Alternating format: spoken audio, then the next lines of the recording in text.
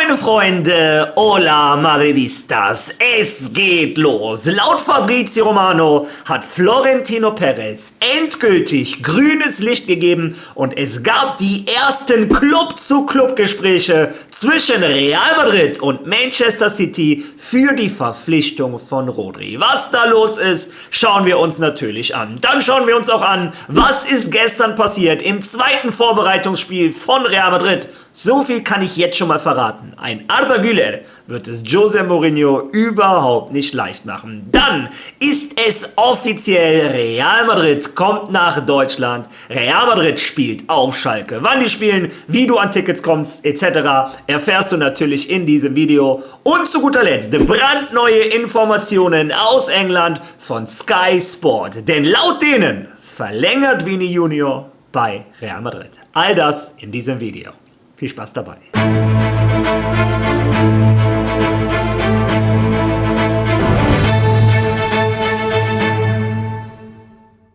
Ja, heute wieder eins dieser Videos, wo ich, während ich das Video geschnitten habe, 2 Änderungen vornehmen musste. Denn brandneu von heute Morgen, sowohl Schalke 04 als auch Real Madrid haben es offiziell gemacht. Real Madrid spielt auf Schalke. Ich hatte es euch vor ein paar Wochen schon mal darauf hingewiesen, dass es so aussieht. Doch jetzt ist es endlich zu 100% offiziell. Real Madrid spielt am 16.08.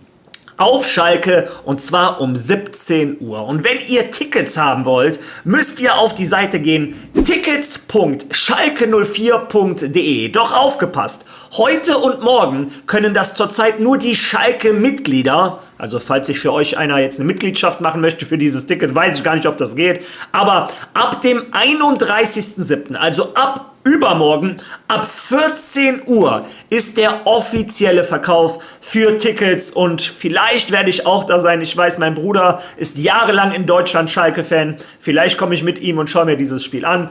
Und was für euch auch wichtig ist, ich habe mit einem Schalke-Mitglied gesprochen. Für ihn gab es Tickets bereits ab 30 Euro. Der hat sich ein Ticket geholt für 60 Euro, weil es in der Mitteltribüne war. Ich kann euch aber nicht versprechen, dass das die Preise sind für uns Otto-Normalverbraucher. Er ist Schalke-Mitglied, vielleicht hat er da auch günstigere Karten. Trotz alledem, Schalke gegen Real Madrid offiziell am 16.08. um 17 Uhr. Ja, aber bevor wir über das Spiel gegen Schalke reden, sollten wir erstmal über das Spiel gestern von Real Madrid gegen Leganés uns unterhalten. Und ich lasse das mal so ein bisschen parallel laufen. Fangen wir mit den guten Informationen an. Real Madrid gewinnt 4:1 und hatte deutlich mehr Tempo im Spiel drin gehabt als gegen Alcorcón. Die positiven Nachrichten des gestrigen Tages waren mal wieder Arda Güler, für mich der beste Mann auf dem Platz. Nicht nur für mich, auch laut spanischer Medien, laut Real Madrid TV und auch laut meiner eigenen Augen. Ja, aber nicht nur ein Arda Güler, sondern vor allem auch ein Gonzalo Garcia hat mir gestern richtig gut gefallen.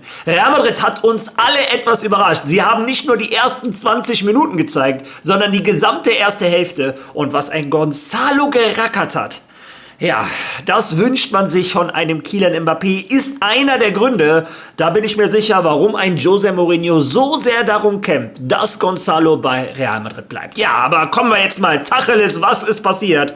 Nach 22 Minuten macht Fede Valverde das 1:0 nach einem tollen Pass von Arda Güler, einem Stecker.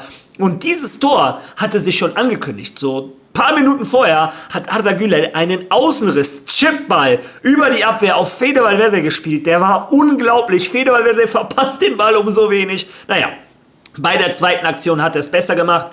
Danach das 2:0 von Gonzalo, auch nach einem unglaublichen Pass von Trent Alexander-Arnold. Über den Engländer muss ich sagen, der war gestern an 3 Toren beteiligt. Also vorne Hui, hinten Pfui, wenn man das so sagen möchte. Er hat doch gegen den spanischen Zweitligisten Leganés deutliche Schwächen in der Abwehr gezeigt. Naja, mal schauen, was ein José Mourinho mit ihm macht. Dafür nach vorne, wie gesagt, Artillerie, unglaublich. Der Pass auf Gonzalo zum 2:0 ist ein Träumchen. Leganes verkürzt dann zum 2:1 auf der Trent Alexander-Arnold-Seite. Zweite Halbzeit, Schuss von Trent Alexander-Arnold. Mastantuono holt sich den Abpraller zum 3:1 und danach nochmal halb Schuss, halb Flanke von Trent Alexander-Arnold und der Verteidiger fälscht ab zum 4:1. Ja, also wie gesagt, Trent Alexander-Arnold in der Offensive und auch in Arda Güler, das war wirklich unglaublich schön mit anzusehen. In der Defensive muss der Engländer noch an sich arbeiten und Gonzalo Garcia, ja, diese Energie, wie gesagt, wenn Kylian Mbappé die zeigen würde, wäre der absolute Wahnsinn. Real Madrid gewinnt im Endeffekt, wie gesagt, 4:1. Man darf das Ganze auch nicht zu hoch ansiedeln. Das ist natürlich nur ein Zweitligist. Also das hier ist jetzt kein Niveau, an dem sich ein Real Madrid messen kann. Aber im Großen und Ganzen sieht man Fortschritte. Was ich sehr interessant fand, in der Abwehr hat man eine Manndeckung 1:1 gespielt. Keine Raumdeckung. Vielleicht möchte José Mourinho da was ändern. Ja, und man hat auch die taktische Anweisung gesehen, dass der Spieler, der immer wieder zwischen die eigenen Reihen gefallen ist, um sich den Ball hinten abzuholen, tatsächlich ein Camavinga war. In Fede Valverde, die Aufgabe war immer wieder vorne aufzutauchen. Ja, und da hat der Uruguayer schon seine Stärke gezeigt. Also war schon sehr interessant. Auch in Tchouaméni wird es nicht einfach haben, wenn Fede Valverde in der Position, ja, der hat da gestern seine Kraft, seine Potenzial gezeigt, ja, wie wichtig er für Real Madrid sein kann. Aber wie gesagt, zu Rodri kommen wir gleich noch. Das passt ja ein bisschen zu dem Thema. Vorher habe ich euch aber gestern versprochen, dass der Marca einen interessanten Artikel zu Arda geschrieben hat. Ja, und der Artikel hat sich tatsächlich im Spiel gestern bewiesen. Lesen wir uns den zusammen einmal durch. Gülers Plan, Mourinho für sich zu gewinnen. Der Spieler ist wie eine Rakete in die Saisonvorbereitung gestartet. Haben wir ja gestern gesehen. Aber Güler ist mit einem Paukenschlag in die Saisonvorbereitung gestartet. Der türkische Fußballer ist in außergewöhnlicher körperlicher Verfassung zurückgekehrt und beeindruckt José Mourinho, der sowohl von seinen Qualitäten als auch von seinen Einstellungen begeistert ist. Schon in den ersten Trainingseinheiten hat der Mittelfeldspieler gezeigt, dass er einer der Schlüsselspieler für das neue Real Madrid werden will. Güler war der erste WM-Spieler, der zur Mannschaft zurückkehrte. Das Vorrundenaus der Türkei führte zu einer vorzeitigen Rückkehr. Doch der Spieler nutzte seinen Urlaub zur Erholung, ohne dabei sein Training zu vernachlässigen. Der Türke gibt sein Fitnesstraining nie auf und hielt sich auch an seinen freien Tagen an ein bestimmtes Programm, das es ihm ermöglicht, in Topform in die Saisonvorbereitung zu starten. Der türkische Nationalspieler geht nach einer fantastischen Saison in seine 4. Spielzeit bei Real Madrid und steht nun vor der Herausforderung, sich einen Stammplatz zu sichern. Seit seinem Wechsel zum Verein hat er sich stetig weiterentwickelt und jede Saison im weißen Trikot war eine Steigerung gegenüber der vorherigen. In seinem ersten Jahr absolvierte er 12 Spiele, im zweiten Jahr waren es bereits 49, im dritten waren es 51, in denen er 6 Tore erzielte und 14 Vorlagen gab. Das sind herausragende Zahlen, die Güler nun unter Mourinhos Leitung bestätigen will. Der portugiesische Trainer schätzt besonders sein Talent, den Ball zwischen den Linien anzunehmen, seine Spielübersicht und seine Fähigkeit, im letzten Drittel den Unterschied auszumachen. Aber auch seinen unbändigen Einsatzwillen. Güler gibt sich mit dem Erreichten nicht zufrieden und geht entschlossen in diese neue Phase, um den nächsten Schritt zu machen. Der Konkurrenzkampf wird hart sein, insbesondere nach der Ankunft von Bernardo Silva. Doch das ändert nichts an seinen Plänen. Güler will bei Real Madrid unbedingt Erfolg haben und ist entschlossen, weiter um seine Unverzichtbarkeit zu kämpfen. Sein Start in die Saisonvorbereitung ist ein klares Bekenntnis. Er ist in Topform zurückgekehrt und sein Ehrgeiz ist ungebrochen. Ja, und dieser Artikel war noch vor dem Spiel von gestern. Danach hat er dieses Spiel abgeliefert. Ja, und deshalb versteht ihr auch, glaube ich, warum ich sage, er wird es einem José Mourinho nicht leicht machen. Die ganzen Experten, AS, Marca etc., die gehen alle fest davon aus, dass vorne ein Vini links spielen wird, Mbappé in der Mitte, rechts ein Diomandé und dahinter auf der 10 ein Bellingham. Das steht für alle schon fest. Außer für Arda Güler und anscheinend auch nicht für den José Mourinho. Der Türke lässt sich auf jeden Fall nicht entmutigen, ist in Topform zurückgekehrt, ist einer der Spieler, der José Mourinho am meisten begeistert und gestern auf dem Platz hat er es wieder gezeigt. Wie gesagt, auch ein tolles Verständnis, was der mit einem Fede Valverde hat. Der Stecker zum Tor hat mir persönlich auch sehr, sehr gut gefallen. Ja. Wie dem auch sei, heute habe ich leider bei so vielen Themen nicht viel Zeit, um auszuschweifen. Kommen wir jetzt zu anderen Spielern, die seit gestern auch in Valdebebas trainieren. Ja, machen wir es erstmal ganz kurz. Heute, also auch während ich dieses Video geschnitten habe, ist sowohl ein Endrick als auch ein Rüdiger in Valdebebas aufgetaucht, absolvieren den medizinischen Check, also ab morgen sollten sie mittrainieren. Rüdiger und Endrick sind auch zurück. Insbesondere der Brasilianer ist natürlich auch bereit, um seinen Stammplatz oder um seinen Platz zu kämpfen. Wenn ein Diomandé kommt, werden die Minuten bei ihm auch deutlich schwieriger werden bei Real Madrid. Ich bin gespannt, ob der Endrick sich das gefallen lässt. Naja, wie dem auch sei, kommen wir zu einem anderen Spieler, der gestern bei Real Madrid aufgetaucht ist, und zwar Denzel Dumfries. Der erste neue Transfer von Real Madrid, der bereits mittrainiert. Real Madrid TV hat einen tollen Willkommensfilm gemacht mit den ersten Worten von Denzel Dumfries. Schauen wir uns den zusammen einmal an.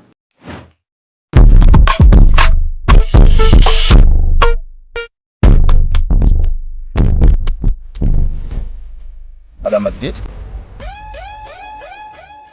Denzel, willkommen bei Real Madrid. Erster Trainingstag, wie fühlst du dich? Ja, vielen Dank. Ja, erster Trainingstag, ich fühle mich gut. Nach dem Urlaub bin ich sehr glücklich, wieder anzufangen und ich fühle mich sehr geehrt, hier zu sein. Was sind deine ersten Eindrücke von Valdebebas? Ja, unglaublich. So groß. Man verläuft sich hier sehr schnell. Also haben sie mir geholfen, damit ich weiß, wo alles ist. Aber die Anlagen sind fantastisch und ja, ich bin wirklich stolz, hier zu sein und Teil dieses Vereins zu sein. Und ja, es fängt sehr gut an.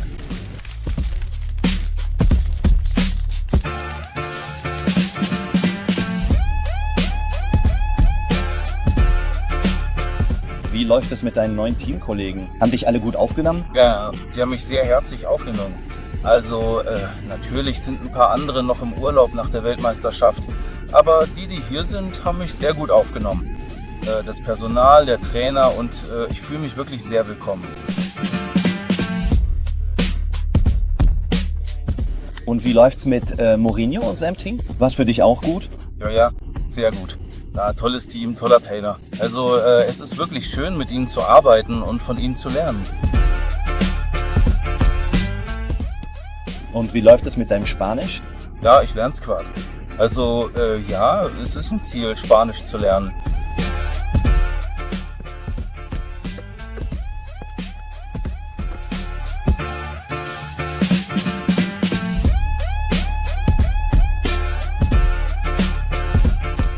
Und sag mal, was ist für dich das Wichtigste in der Vorbereitung? Viel harte Arbeit, oder? Ja, natürlich. In der Vorbereitung legt man das Niveau für die Saison fest, also muss man hart arbeiten. Und natürlich sich gegenseitig kennenlernen. In der Vorbereitung kommen ja immer ein paar neue Spieler dazu. Deshalb ist es wichtig, sich kennenzulernen. Und ja, hart zu arbeiten. Das ist das Wichtigste. Und zum Abschluss, könntest du vielleicht eine Botschaft an die Madrid-Fans richten? Schön, euch alle kennenzulernen.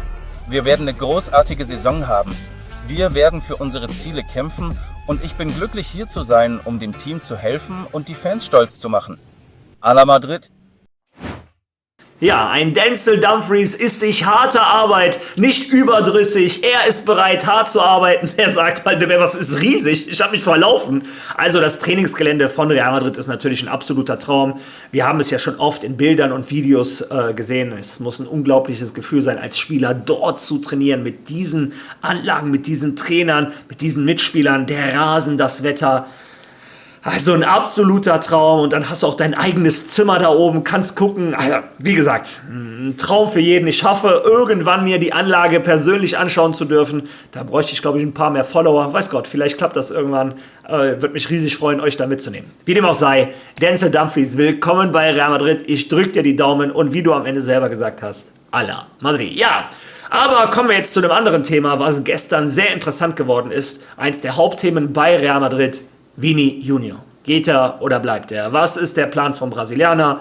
Ihr wisst, was ich immer wieder sage. Ich glaube, ein Vini Junior möchte bei Real Madrid bleiben. Real Madrid möchte, dass er bleibt. Und gestern gab es anscheinend die ersten Annäherungen, denn diese Information kommt von Sky Sport in England.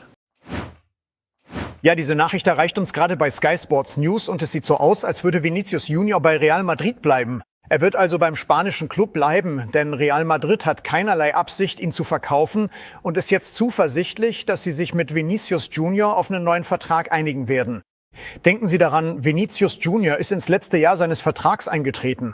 Das Letzte, was Real Madrid will, ist, in 6 Monaten in der Situation zu sein, dass er mit einem Verein außerhalb Spaniens einen Vorvertrag unterschreiben kann und dann nächsten Sommer ablösefrei zu jedem Club der Welt wechseln könnte. Denken Sie daran, dass Arsenal seine Situation genau beobachtet hat. Sie sind an Vinicius Junior interessiert. Wegen seiner Vertragssituation. Sie haben diese Situation genau verfolgt. Aber die neuesten Informationen, die wir bekommen, sind, dass er wohl im Bernabeu bleiben wird. Anfang dieser Woche hat Sky Sports News berichtet, dass weitere Gespräche zwischen den Vertretern von Vinicius Junior und dem Verein, also Real Madrid, geplant waren. Es sieht so aus, angesichts dieser Nachrichten, dass diese Gespräche wahrscheinlich positiv verlaufen. Denn Real Madrid ist jetzt zuversichtlicher, dass Vinicius Junior bleiben wird. Ja, ihr habt es gehört. Dem Ganzen habe ich nichts mehr hinzuzufügen. Laut Informationen aus England bleibt Vini Junior bei Real Madrid.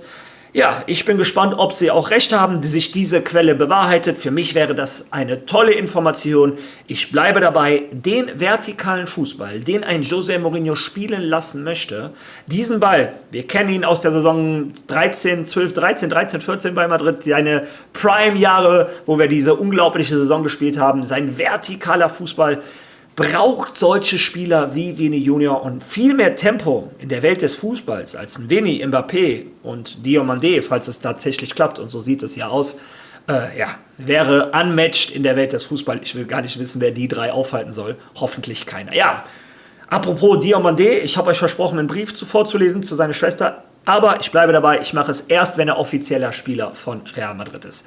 Vorher möchte ich da nicht reinreden etc., Ihr wisst, kennt meine Meinung dazu. Ja, und zu guter Letzt ein Thema, was ich heute gar nicht auf dem Schreibtisch hatte. Aber aus dem Nichts kam ein Video von Fabrizio Romano. Ja, und der hat Folgendes gesagt.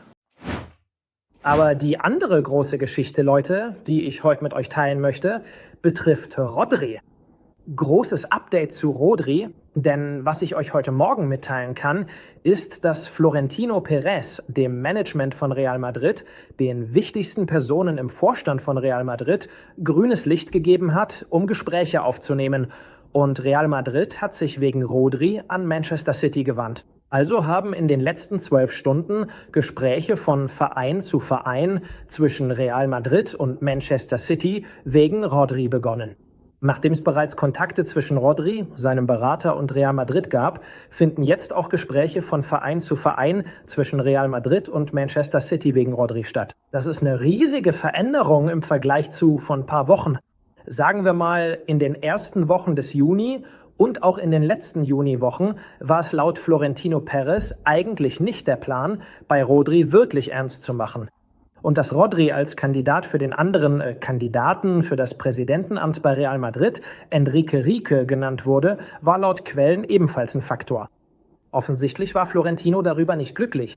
Aber dann haben Rodris fantastischer Auftritt bei der Weltmeisterschaft und die Chance, das Mittelfeld von Real Madrid zu verbessern, Florentino Perez zum Umdenken gebracht, angeregt von Leuten aus dem Vorstand. Also haben einflussreiche und wichtige Personen bei Real Madrid Florentino gesagt, dass dies eine Gelegenheit ist, die sie nutzen müssen. Und jetzt führt Real Madrid Club-zu-Club-Gespräche mit Manchester City wegen Rodri. Das Geschäft für Rodri zu Real Madrid ist also im Gange. Ja, und nachdem seit 1-2 Wochen Ramon Álvarez de Mon, Sergio Valentin etc. die ganzen Informanten in Spanien darüber reden, Rodri und Real Madrid möchte den spanischen Nationalspieler, den Kapitän der spanischen Nationalmannschaft, den Spieler der WM, ist es nun auch von dem Fabrizio Romano bestätigt. Er hatte immer bisher gesagt, stopp Leute, das Ganze hört sich sehr interessant an, aber ein Florentino Perez hat noch nicht sein grünes Licht gegeben. Es gab keine Gespräche zwischen Real Madrid und Manchester City und das hat sich in den letzten 12 Stunden geändert. Florentino Perez hat endgültig grünes Licht gegeben, hat gesagt, José Mourinho soll seinen Dirigenten bekommen. Real Madrid ist bereit, mit Manchester City zu verhandeln oder verhandelt schon mit Manchester City, ist allerdings auch bereit, tief in die Tasche zu greifen. Fabrizio Romano hat gesagt, es wird vielleicht sogar teurer als 50, 60 Millionen, aber Real Madrid ist bereit, dieses Geld zu stemmen, um einen José Mourinho seinen Spielmacher zu geben. Rodri wurde gestern in Madrid operativ eingegriffen. Das war aber so vor Ort OP, nichts Großes. Ja, und der ist wieder zur Vorbereitung fit. Ja, und ich bin wahrscheinlich geflasht, dadurch, dass ich Spanier bin und dieser Spieler uns als Kapitän, als Anführer zur WM geführt hat. Wie soll ich diesen Spieler jetzt nicht mögen? Es fällt mir schwer. Ich mag inzwischen sogar Lamine Yamal. So, was soll ich machen? Nein, aber es ist so, wenn dein Land Weltmeister wird. Ich bin auch den Barcelona-Spielern, wie gesagt, Olmo, Ferran Torres, überragende Fußballer, haben mir richtig toll gefallen bei der WM. Ich drücke denen bei der Nationalmannschaft immer die Daumen, bei Barcelona natürlich nicht, aber das ist halt so als Madridista. Naja, wie dem auch sei, der Fußballer Rodri, und ich glaube, da sind wir uns alle einig, der Fußballer Rodri wird Real Madrid enorm weiterhelfen. Das ist vielleicht der Spieler, der endlich einmal einen Kroos ersetzen kann, einen Modric ersetzen kann, der Taktgeber.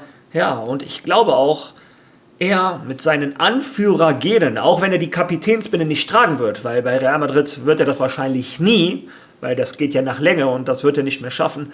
Aber er wird eine Autorität in der Kabine sein. Ja, vielleicht ist das ein Spieler, den José Mourinho auch dafür benötigt. Ja, ich bin gespannt. Heute konnte ich nicht viel Meinung dazu geben, weil es sehr viel Info waren. Trotzdem bin ich gespannt, wie euch dieses Video gefallen hat. Lasst eure Meinung dazu gerne in den Kommentaren. Seid ihr auf Schalke? Ich überlege nämlich auch dahin zu fliegen tatsächlich. Also, wenn ihr mich da sehen wollt, lasst das gerne in den Kommentaren.